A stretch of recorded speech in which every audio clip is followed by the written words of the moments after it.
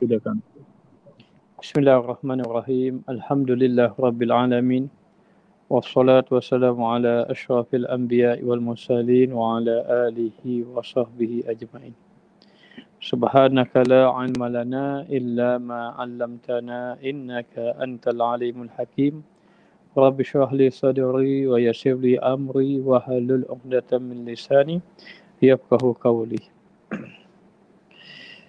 Alhamdulillah, pada malam ini insya-Allah kita akan menyambung kitab kita Mukasyafatul Qulub, dan kita sampai pada tajuk keduniaan dan juga kecelaannya. Ayat-ayat yang menjelaskan kecelaan dunia dan sebagainya amat banyak. Banyak ayat Al-Quran yang mencela keduniaan, memalingkan manusia daripadanya dan mengajak mereka kepada urusan akhirat. Bahkan itulah tujuan para Nabi alaihi wassalatu wassalam, mereka tidak diutuskan melainkan untuk mengajak manusia kepada akhirat. Tidak perlu membuktikan dengan makna ayat-ayat Al-Quran yang jelas, melainkan cukup kami ketengahkan, kata pengarang kitab ini, hadis-hadis yang berkenaan dengan kepentingan akhirat dan juga kecelaan dunia. Baik, diriwayatkan bahawa ketika Allah Subhanahu Wa Taala menurunkan Nabi Adam alaihissalam ke bumi, dia menyebutnya anak daripada kerosakan dan kefanaan.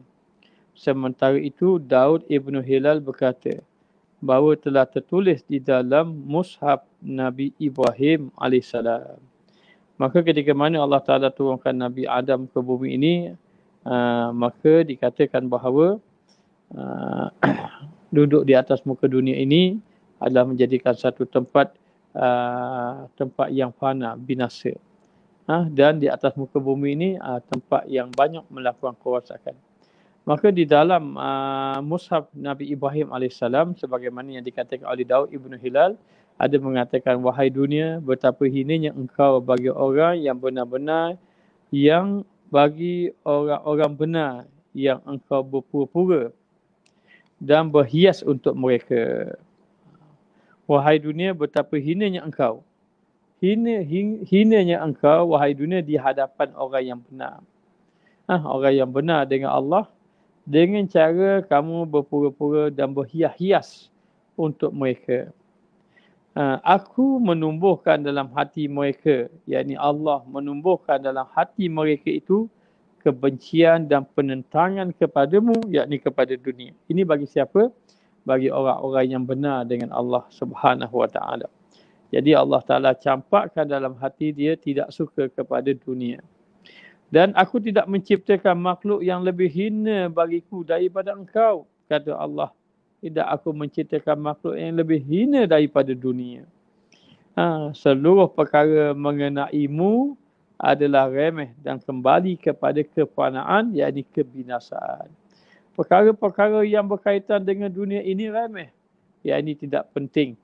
Yang penting adalah perkara yang berkaitan dengan akhirat, dan semuanya membawa kepada kefanaan, yakni kebinasaan. Kita mengumpul harta banyak, harta pun binasa. Ataupun kita binasa sebelum harta binasa. Begitulah apa-apa yang berkaitan dengan dunia, yang mana dunia itu melalaikan seseorang kepada Allah Subhanahu Wa Taala. Pada hari penciptaan dunia, aku, kata Allah Ta'ala, menetapkan bagimu agar jangan menetap pada seseorang, dan ia pun tidak menetap padamu jika pemilikmu bakhil dan rakus kepadamu. Maknanya Allah Ta'ala tetap dah menetapkan supaya jangan kita tetapkan dunia dalam hati, kecuali orang-orang yang bakhil, orang-orang yang rakus. Maka orang-orang yang bakhil dan rakus itu diletakkan dunia dalam hati. Tetapi bagi orang yang dipilih oleh Allah, tidak menetapkan dunia itu di dalam hati.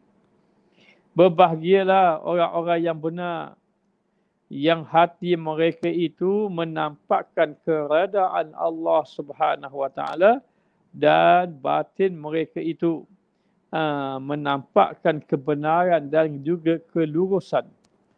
Ini orang-orang yang benar dengan Allah. Maka orang yang benar dengan Allah ini adalah orang yang bahagia.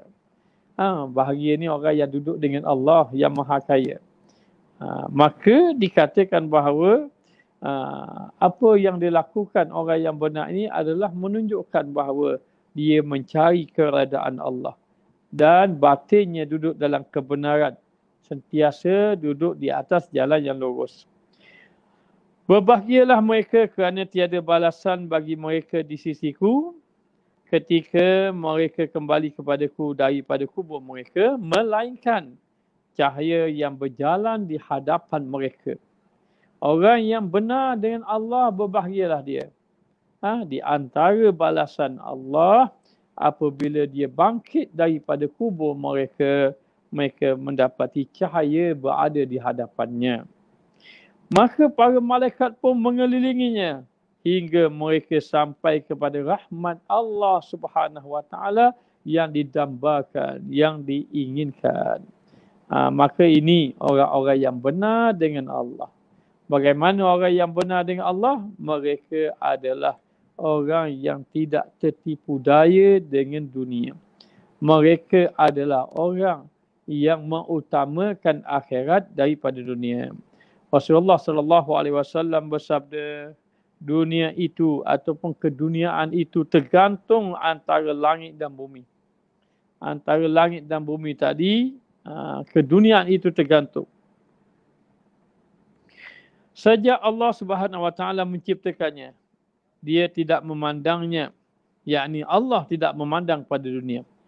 Pada hari kiamat ia berkata, Tuhanku, apakah engkau menjadikan aku untuk menghina para walimu hari ini? Kata dunia. Ya Allah, adakah engkau menjadikan aku, kata dunia, untuk menjadi penghinaan terhadap kekasih-kekasihmu? Maka Allah Ta'ala menjawab, diamlah kamu. Hai sesuatu yang tidak bernilai. Aku tidak meredaimu untuk mereka di dunia. Dan Allah Ta'ala tidak redha dunia. Dan Allah Ta'ala tak menjadikan orang yang benar ini duduk bersama dengan dunia.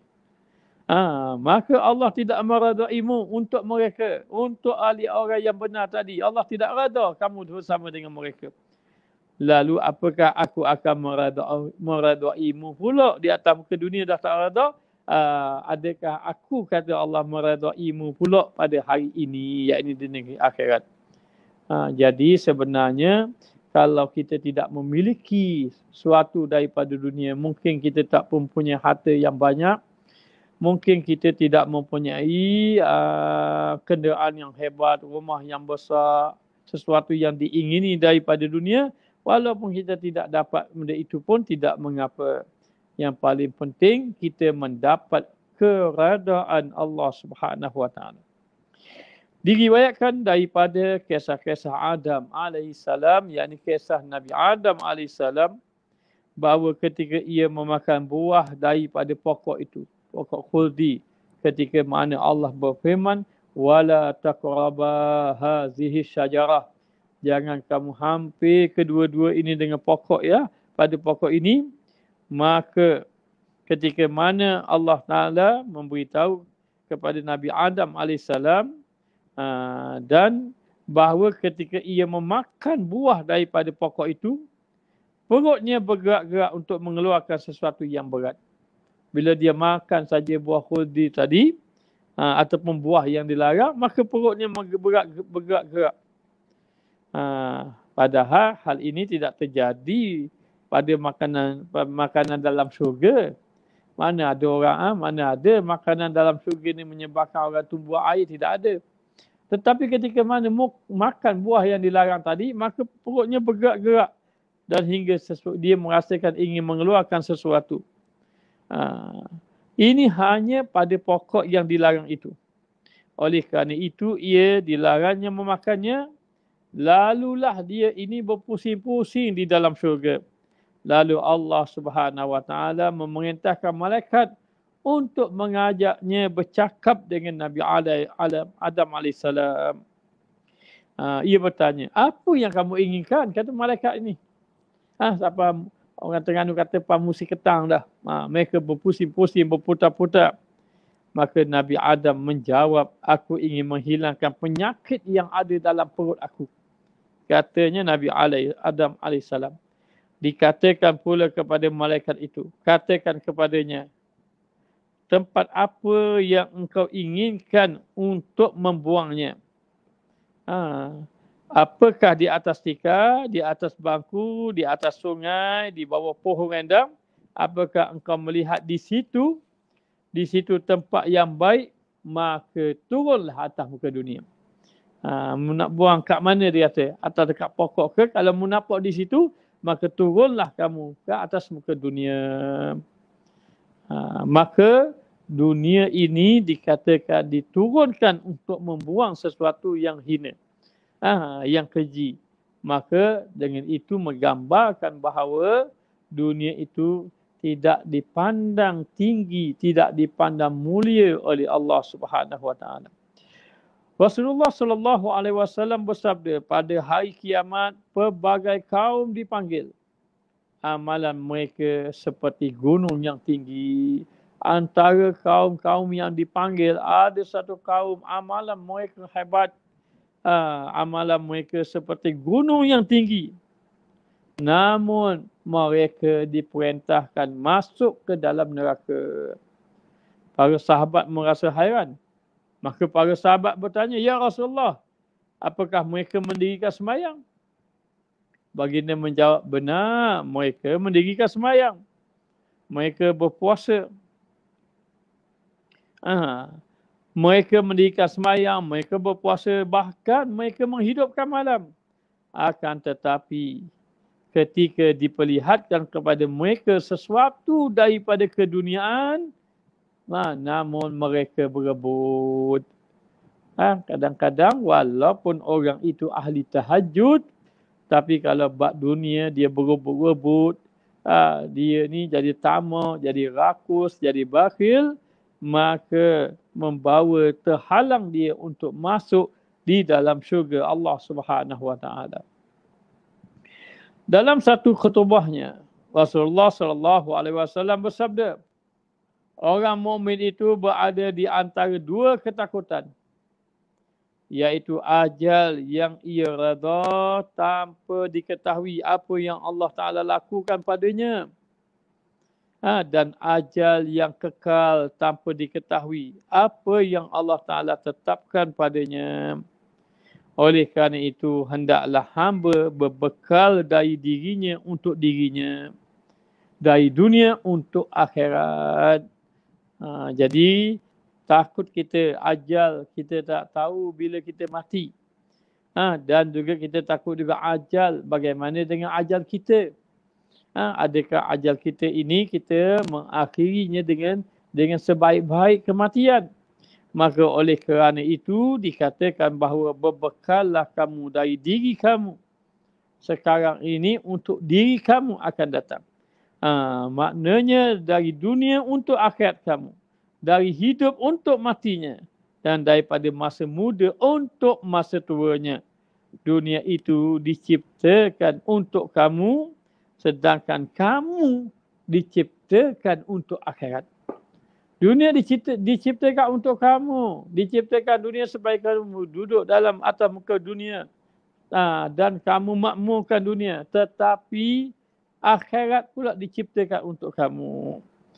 Maka tidak dapat tidak, keutamaan adalah akhirat. Sedangkan kamu pula diciptakan untuk akhirat. Demi zat yang diriku di dalam kekuasaannya, setelah kematian tidak ada pilihan, dan setelah dunia tidak ada tempat kecuali syurga atau neraka. Syurga dan neraka saja tempatnya. Moga-moga kita ditempatkan di dalam syurga Allah Subhanahu Wa Taala. Nabi Isa alaihissalam berkata, kecintaan kepada dunia tidak berkumpul dengan kecintaan kepada akhirat di dalam hati seorang mukmin, kata Nabi Isa. Kalau orang itu cinta akhirat, tidak cinta dunia. Kalau orang itu cinta dunia, tidak cinta akhirat. Dia tidak akan boleh berkumpul satu dalam hati seorang mukmin, sebagaimana api tidak boleh berkumpul di dalam air dalam sebuah bekas. Begitulah. Sebagaimana api tidak berkumpul pada air dalam sebuah bekas, Dan begitulah dalam hati, bekas hati kita tak boleh duduk. Cinta dunia pun ada, cinta akhirat pun ada, tidak akan berlaku. Siapa yang cinta dunia, maka tidak cinta akhirat. Siapa yang cinta akhirat, maka tidak cinta ia akan dunia. Maka dalam keadaan macam itu, dikatakan bahawa seseorang tadi kena mengutamakan akhirat daripada dunia. Diriwayatkan pula bahawa Jibril AS berkata kepada Nabi Nuh AS, wahai Nabi yang paling panjang umur, bagaimana anda mendapati keduniaan? Siapa Nabi yang panjang umur? Nabi Nuh AS. Katanya 1000 tahun umurnya itu. Antaranya dikatakan Nabi Nuh AS umurnya panjang. Maka apa pandangan kamu tentang dunia? Kata Jibril AS kepada Nabi Nuh AS. Maka Nabi Nuh menjawab, seperti rumah yang memiliki 2 buah pintu. Ada 2 pintu, pintu depan, pintu belakang. Aku masuk daripada salah satunya dan keluar pada pintu yang satu lagi. Inilah gambaran dunia. Tak ada apa, binasa gitu aja. Hanya sekadar tempat lintasan saja. Ataupun sekadar tempat masuk keluar belah sana. Maknanya walaupun hidup 1000 tahun. Sedangkan akhirat itu kehidupannya lebih lagi berpanjangan. Selain daripada itu, Nabi Muhammad SAW bersabda, berhati-hatilah terhadap keduniaan. Yang ini berhati-hatilah terhadap dunia kerana ia lebih banyak menipu daripada Harut dan Marut. Maknanya diingatkan agar supaya berhati-hati dengan dunia. Bila dapat dunia banyak, jangan terlalu gembira sangat sampai lupa kepada Allah. Dan bila hilang, jangan terlalu duka cita sangat sampai putus asa, kecewa dan seumpamanya. Al-Hasan berkata bahawa pada satu hari Rasulullah SAW menemui para sahabat. Maka baginda bertanya, apakah di antara kamu yang ingin agar Allah Ta'ala menghilangkan butanya dan menjadikannya dapat melihat? Ketahuilah orang yang mencintai dunia dan sangat berangan-angan terhadap dunia, kalau boleh nak memiliki ini, nak mendapat banyak ni dan seumpamanya, nescaya Allah Subhanahu Wa Taala menjadikan hatinya buta menurut kadar kecintaannya. Semakin tinggi cinta dunia, semakin banyaklah setinggi butanya pada akhirat. Akan tetapi barang siapa yang bersifat zuhud terhadap dunia, dia bersifat zuhud, yakni dia tidak tamak kepada dunia, dia merasa cukup kepada dunia yang diberi dalam waktu yang sama. Kalau diberi lebih oleh Allah Ta'ala, dia membelanjakan hartanya pada jalan Allah Subhanahu Wa Ta'ala. Akan tetapi barang siapa yang bersifat zuhud, bersikap zuhud terhadap dunia dan tidak berangan-angan terhadap dunia tadi, Allah Ta'ala memberi ilmu kepada dia. Bahkan Allah Ta'ala beri ilmu tanpa pembelajaran. Ilmu tanpa belajar dan petunjuk tanpa proses pencarian. Ni nak bagi tahu bila berjaya membuang dunia. Bila dah berjaya membuang dunia, Allah campakkan ilmu di dalam hati. Bahkan Allah memberi dia petunjuk kepada dia. Dalam keadaan dipermudahkan amal dan segala urusan. Ketahuilah, setelah kamu akan ada satu kaum yang tidak menegakkan kekuasaan kecuali dengan pembunuhan. Ingat, satu hari nanti akan ada satu golongan yang nak kekal kuasa dia, nak menegakkan kekuasaannya, lalu dia melalui jalan pembunuhan. Jangan maknanya nak kekal kuasa. Kadang-kadang kalau pemimpinnya nak kekal kuasa, dia sanggup membunuh rakyatnya. Contoh, ni contoh saja. Ataupun kerana seseorang, maknanya majikan kerana dia nak kekalkan kuasanya, dia sanggup menzalimi orang bawah dia. Dan begitulah. Dikatakan bahawa setelah maknanya akan datang ada satu kaum yang Ada satu kaum yang tidak menegakkan kekuasaan kecuali dengan pembunuhan dan juga kesombongan. Tidak menggunakan kekayaan kecuali dengan kebanggaan dan kebakhilan. Dunia hanya sekadar, kekayaan hanya sekadar kebanggaan saja. Yang dicarinya begitu. Dan tidak mempersembahkan kecintaan kecuali disembahkan kepada hawa nafsu. Tidaklah dia ikut, dia menghambakan diri kecuali pada hawa nafsunya. Ketahuilah, barang siapa di antara kamu yang mengalami hidup pada zaman itu, siapa yang duduk di zaman itu? Zaman apa? Zaman orang nak menegakkan kuasa dengan pembunuhan. Dan juga kesombongan. Dan dikatakan bahawa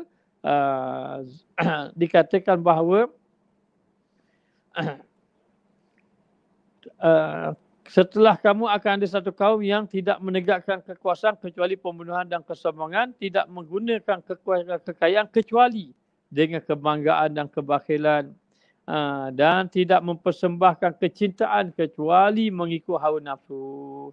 Ketahuilah, barang siapa di antara kamu yang mengalami hidup pada zaman itu, siapa yang hidup di zaman itu, apa yang dia nak buat? Dia kena bersabar di atas kefakiran. Dia kena sabar di atas fakir. Kefakiran. Biarlah dia fakir, dia kena sabar daripada dia mendapat sesuatu dengan mengikuti hawa nafsu. Maka pada siapa yang ada di zaman itu, maka hendaklah dia bersabar terhadap kefakiran. Ia menguasai kekayaan tetapi tidak mengizinkan darinya kecuali keredaan. Ya, kekayaan, kekuasaan milik Allah. Tapi Allah tak suruh kita cari kekuasaan. Dan Allah tak suruh kita bersungguh-sungguh mencari kekayaan. Kecuali Allah Ta'ala suruh kita bersungguh-sungguh mencari keredaan Allah Ta'ala. Maka tiadalah yang dikehendaki oleh Allah kecuali keredaan Allah. Lantas Allah Subhanahu Wa Ta'ala memberikannya pahala 50 siddiqun, orang yang benar dengan Allah Subhanahu Wa Ta'ala. Maknanya dunia ini bahaya. Sampai satu peringkat dunia ini, apabila saja nak kekal kepada dunia, dia masuk dengan kekayaan ke, ataupun kekuasaan ke, ataupun apa saja. Katanya pengarang kitab kita ini, Imam Al-Ghazali kata, kalau sampai kamu di zaman itu, hendaklah kamu ini sabar di atas kefakiran, kesusahan. Dan siapa yang sabar, dia dapat pahala 50 siddiqun, orang yang benar dengan Allah dan Rasul. Pada satu hari, Nabi Isa AS ditimpa hujan lebat, guruh dan juga petir. Lalu ia mencari tempat berlindung. Tiba-tiba pandangannya jatuh pada sebuah khemah yang terletak di tempat yang jauh. Tiba-tiba dia nampak ada khemah yang jauh. Ia datang kepada khemah tersebut. Tetapi tiba-tiba dia melihat seorang perempuan ada di dalam khemah tadi. Ia pun pergi dari situ. Siapa? Nabi Isa. Nabi Isa pun pergi dari situ. Tiba-tiba ia menemui sebuah gua di kaki gunung. Bila jumpa gua di kaki gunung, ia datang kepadanya, tetapi di situ dia pergilah tempat dekat gua tadi, tapi di situ ada seekor singa. Ada seekor singa.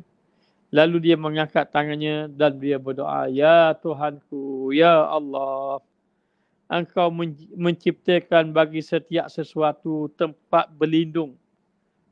Tetapi engkau tidak menjadikan tempat berlindung untuk aku, kata Nabi Isa AS. Jadikan setiap sesuatu ada tempat berlindung, tapi engkau tak jadikan aku tempat berlindung. Lalulah kemudian Allah Ta'ala berkata kepada Nabi Isa AS, tempat berlindungmu adalah rahmat aku. Kasih sayang Allah. Pada hari kiamat kelak, aku menikahkan engkau dengan para bidadari yang aku ciptakan dengan tanganku sendiri. Aku memberi makan dalam pesta pernikahanmu selama 4,000 tahun. Ini dalam syurga lah. Majlis nikah 4,000 tahun. Maknanya ini majlis nikah di dalam syurga. Siapa? Nabi Isa AS. Yang lama satu harinya itu. Lama satu hari itu lama mana? Lama satu hari mengikut umur dunia. Start daripada dunia diciptakan sampai dunia kiamat baru satu hari. Maknanya panjangnya itu Allah Ta'ala jadikan.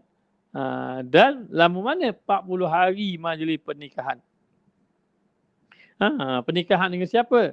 Pernikahan dengan wanita-wanita syurga, bidadari-bidadari syurga. Aku memerintahkan para penyeru untuk memanggil. Di manakah orang-orang yang zuhud di atas muka dunia? Di manakah orang yang zuhud di atas muka dunia? Yakni orang yang tidak cintakan dunia di dalam hati mereka tadi semasa hidup di atas muka dunia. Maka mana-mana yang zuhud ketika duduk atas muka dunia, Allah Ta'ala kata, hadirilah perkahwinan orang yang zuhud di dunia. Siapa? Isa ibn Maryam, Nabi Isa AS. Sementara itu, Nabi Isa ibn Maryam berkata, apa kata Nabi Isa? Celakalah pemilik dunia. Binasalah pemilik dunia. Bagaimana ia mati, meninggalkan dunia dan segala isi. Dia mati, habis dia tinggal dunia banyak macam mana pun dia tinggal belaka. Akhirnya baru dia sedar bahawa dunia menipunya, bahkan dunia menghinanya. Tetapi ia mempercayai dan meyakini. Binasalah orang-orang yang tertipu. Binasalah orang-orang yang tertipu, bagaimana diperlihatkan kepada mereka apa yang mereka benci. Dipisahkan daripada mereka apa yang mereka cinta. Dan didatangkan kepada mereka apa yang mereka janjikan. Maknanya bukanlah sedap sangat dunia ini. Kadang-kadang apa dia dunia? Dunia ni tempat orang yang tertipu daya. Tempat dunia ni dia akan tengok sesuatu yang dia benci. Dan dunia ni juga memisahkan sesuatu yang dia kasih. Apa-apa yang dikasih dan didatangkan kepada mereka apa yang telah dijanjikan. Celakalah orang-orang yang bercita-citakan keduniaan dan melakukan kejahatan. Kerana kelak nanti akan diperlihatkan akan dosanya. Allah Subhanahu Wa Taala mewahyukan kepada Nabi Musa pula. Kepada Nabi Musa AS, wahai Musa, tidaklah bagimu ada tempat bagi orang-orang yang zalim. Tidaklah bagimu ada tempat bagi orang-orang yang zalim. Sebab bagimu bukanlah tempat yang darinya keluar cita-cita kamu. Dan berpisah darinya akalmu. Ia ada seburuk-buruk tempat kecuali orang yang beramal. Jadi dikatakan bahawa dunia ni bukan tempat kita bercita-cita. Nak begini, nak hebat, nak gini, nak dapat nikmat ini. Tetapi dunia itulah seburuk-buruk tempat kecuali dia adalah orang yang beramal. Kalau dia orang yang beramal, maka ia adalah sebaik-baik tempat. Wahai Musa AS, aku mengawasi orang zalim, kata Allah, sehingga mengambil kebaikan darinya untuk orang yang dizaliminya. Katanya Allah, wahai Musa, aku ini tengok orang zalim. Akhirnya orang zalim tadi diambil bahagian dia, diberi kepada orang yang dizalimi. Dunia ni tempat apa? Tempat tipu menipu, tempat zalim menzalimi, tempat maknanya sesuatu yang penuh angan-angan sahaja. Itulah dunia. Diriwayatkan bahawa Rasulullah SAW mengutus Abu Ubaidah ibnu Jarrah. Ia membawakan untuknya sejumlah harta daripada Bahrain. Abdullah ibnu Ubaidillah ibnu Abi Jarrah bawa ia membawakan untuknya sejumlah harta daripada Bahrain. Ini siapa? Abu Ubaidah Ibnu Jarrah bawa harta serah pada Nabi. Harta ni ambil di negara Bahrain. Lalu orang-orang Ansar mendengar kedatangan Abu Ubaidah. Bila datang Abu Ubaidah, dengar, oh Abu Ubaidah datang akan bawa harta yang banyak ni katanya. Lalu dalam keadaan macam itu, mereka menyempurnakan sembahyang subuh bersama dengan Rasulullah sallallahu alaihi wasallam. Setelah selepas sembahyang subuh selesai, maknanya sembahyang solat subuh dah habis dah, mereka pun menemui Nabi sallallahu alaihi wasallam. Ketika melihat mereka, baginda pun tersenyum dan bersabda, aku mengira kamu mendengar Abu Ubaidah ada bawa sesuatu ni daripada Bahrain ni. Mu datang ramai-ramai ni, aku tahu maknanya tujuan apa. Hanya aku nak bagi tahu pada kamu, aku dengar Abu Ubaidah Ibnu Jarrah ni ada bawa harta yang banyak daripada Bahrain. Kata ya Rasulullah, kami datang ni sebab kami dengar Abu Ubaidah bawa harta banyak ni. Berbahagialah dan berharaplah akan apa yang membahagiakan kamu. Berbahagialah kamu dan mengharapkan sesuatu yang mendatangkan bahagia kamu. Demi Allah, tiada kefakiran yang lebih aku khawatirkan atas kamu daripada datangnya dunia. Tiada kekhawatiran yang paling aku khawatir kepada kamu kecuali apabila datangnya dunia kepada kamu. Sebagaimana ia datang kepada orang-orang yang sebelum dari kepada kamu. Kepada umat Nabi-Nabi terdahulu, sampai hartalah mereka berlumba-lumba mengejar untuk mendapatkannya, sebagaimana mereka berlumba-lumba memperolehinya, kemudian mereka dibinasakan oleh Allah Subhanahu Wa Taala. Tu Nabi bimbang. Dikata antara aku khawatir kepada kamu apabila dunia datang kepada kamu. Umat-umat terdahulu bila diberi dunia, mereka berebut-rebut, berbalah dan seumpamanya, akhirnya Allah Ta'ala membinasakan semuanya sekali. Abu Sa'id Al-Khudri meriwayatkan bahawa Rasulullah sallallahu alaihi wasallam bersabda, yang sangat aku khawatirkan atas kamu adalah Allah keluarkan untuk kamu daripada keberkatan bumi. Bimbang katanya Abu Sa'id Al-Khudri meriwayatkan dalam satu hadis, Rasulullah mengatakan, aku bimbang kepada kamu apabila keluarlah kamu, dalam hati kamu hilang keberkatan, ataupun Allah Ta'ala keluarkan daripada kamu keberkatan dunia. Dunia ni ada berkat juga. Dunia yang tidak melalaikan. Tapi dunia yang melalaikan kepada Allah, itu dipanggil dunia yang binasa. Apakah keberkatan dunia? Keberkatan dunia adalah perhiasan dunia. Selain itu, baginda pernah berpesan, jangan kamu menyibukkan hati kamu dengan mengingati dunia, katanya Rasulullah. Jangan sibuk. Tetapi mengingatkannya adalah lebih utama daripada menjauhkannya. Baik kita menjauhkan dia. Nak ingat tak ada masalah, tetapi jangan sampai melupakan kita, menyibukkan hati kita daripada mengejar dunia. Amma Ibnu Sa'id meriwayatkan bahawa Nabi Isa AS pernah melalui sebuah kampung. Lalu sebuah kampung, tiba-tiba ia mendapati penduduknya mati bergelipangan. Nabi Isa berjalan, tiba-tiba tengok penduduk kampung mati bergelipangan. Mati bergelipangan di halaman rumah, di hadapan rumah. Dan ada yang setengah tadi di jalan-jalan. Kok sakit COVID kok, bukan? Maknanya, jadi penduduknya bergelipangan mati. Sampai tengah jalan pun ada mati. Nabi Isa AS lantas berkata, wahai Hawariyun, mereka mati kerana kemurkaan Allah Subhanahu Wa Taala. Kalau mereka mati bukan kerana itu, maka mereka saling menguburkannya. Mati tepi jalan gitu orang ada cara. Kenapa? Kerana mati mereka itu adalah kerana duk sibuk-sibuk mengejar akan dunia.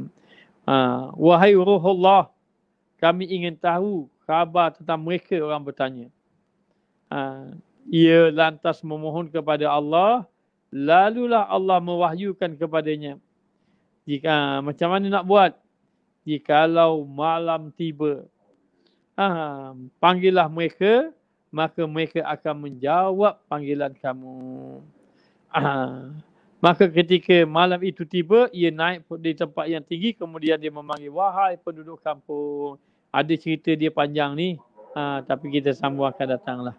InsyaAllah sekadar ini saja yang dapat disampaikan. Ustaz sudahi dengan wabillahi taufiq wal hidayah. Wassalamualaikum warahmatullahi wabarakatuh.